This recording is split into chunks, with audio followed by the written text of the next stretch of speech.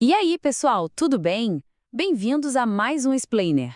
Hoje a gente vai desvendar um mistério que parece simples, mas olha, é cheio de detalhes. O que, de verdade, a lei brasileira chama de crime? Vamos mergulhar nisso? Pensa comigo, a gente sabe que existem muitas atitudes erradas, imorais, mas nem todas elas são consideradas um crime pela justiça. Existe uma linha bem clara que separa uma coisa da outra.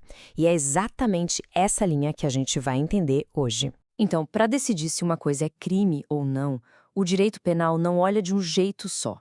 É como se ele usasse duas lentes diferentes, sabe?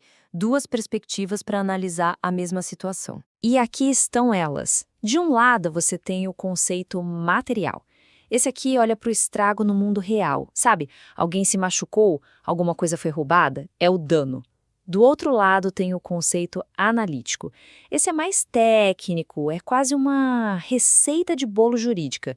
E é exatamente nessa receita, nessa fórmula, que a gente vai focar hoje. E o mais legal é que essa receita funciona como um checklist. É isso mesmo. Para um ato ser de fato um crime, ele precisa passar por 3 filtros, 3 etapas. E não pode pular nenhuma, hein? E aqui estão os 3 grandes filtros. Pensa neles como se fossem portões. Para chegar do outro lado e ser considerado crime, o ato precisa atravessar o primeiro portão, o fato típico. Passou? Ótimo! Agora enfrenta o segundo, o antijurídico. Passou de novo? Aí vem o chefão final, a culpabilidade. Só se passar pelos 3 é que a gente tem um crime. Bora abrir cada um desses portões? Primeiro portão, fato típico. Imagina que o Código Penal é tipo um catálogo, com a descrição de todos os crimes. Para passar por aqui, a ação que a pessoa fez tem que encaixar, olha, como uma luva na descrição que está lá na lei. Se a lei diz que furto é subtrair coisa alheia móvel, a ação tem que ser exatamente essa. Se faltar um pedacinho, já não encaixa. Simples assim. Beleza, passamos pelo primeiro portão. Agora o segundo, antijuridicidade. À primeira vista parece óbvio, né? A ação tem que ser contra a lei. Mas aqui o buraco é mais embaixo. A gente precisa perguntar, será que não existe nenhuma justificativa aceita pela própria lei? Por exemplo, agir em legítima defesa.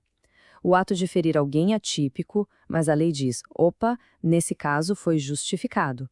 Então o ato deixa de ser antijurídico. E chegamos ao último portão, a culpabilidade. Agora, o foco muda completamente. A gente para de olhar para o ato e passa a olhar para o autor.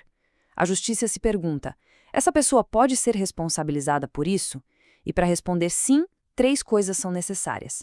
A pessoa tem que ter mais de 18 anos e saúde mental em dia. Ela tinha que ter condições de saber que aquilo era errado e, o mais importante, ela tinha a opção de agir de um jeito diferente. Então, vamos juntar as peças. Um ato passou pelo filtro do fato típico, depois pelo antijurídico e, por fim, pelo da culpabilidade. Pronto, bingo! Agora sim a gente tem o que a lei chama oficialmente de infração penal.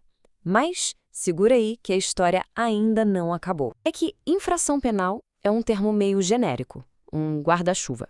E debaixo dele a gente tem 2 categorias. Pensa no futebol. De um lado, você tem os crimes, que são a série A, as infrações mais graves.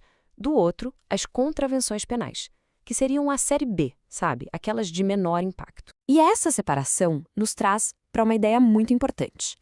A diferença entre um crime e uma contravenção não está na essência da ação, no que ela é. A diferença está no valor, na importância que a lei dá para aquilo que foi atacado. Ou seja, a questão não é o que a pessoa fez, mas sim o quão grave a sociedade acha aquilo.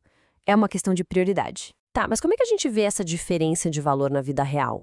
Da maneira mais clara e direta que existe, olhando para as punições. A consequência para cada tipo de infração é bem diferente. E olha só como essa diferença fica óbvia aqui. Se for um crime, a gente está falando de penas pesadas, como reclusão ou detenção.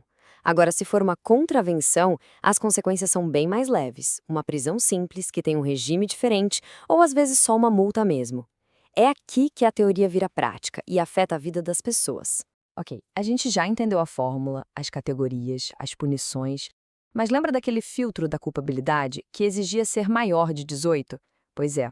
O que acontece quando quem comete uma infração penal é justamente um menor de idade. Para esses casos, a lei criou um nome especial: ato infracional. A análise para ver se o ato foi típico e antijurídico continua a mesma. A grande virada de chave é que o menor de 18 não é considerado culpável como um adulto. Por isso, ele não recebe uma pena, e sim uma medida socioeducativa. E tudo isso é regido por uma lei própria, o famoso Estatuto da Criança e do Adolescente, o ECA. Ufa, passamos por toda a estrutura da lei. Mas, no fim do dia, você pode estar se perguntando, tá, mas por que eu preciso saber de tudo isso? O ponto-chave é o seguinte: agora você tem o poder da análise. Da próxima vez que você ouvir uma notícia sobre um julgamento, você vai ter esse checklist na cabeça. Você vai poder pensar, será que a acusação conseguiu provar esses 3 pontos?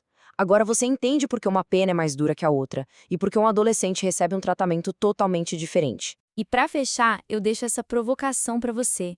Com essa fórmula em mãos, que casos famosos, que notícias ou até situações aí do seu bairro você começa a ver de um jeito diferente? A lei deixa de ser só um texto complicado e vira uma ferramenta para a gente entender o mundo. Pensa nisso.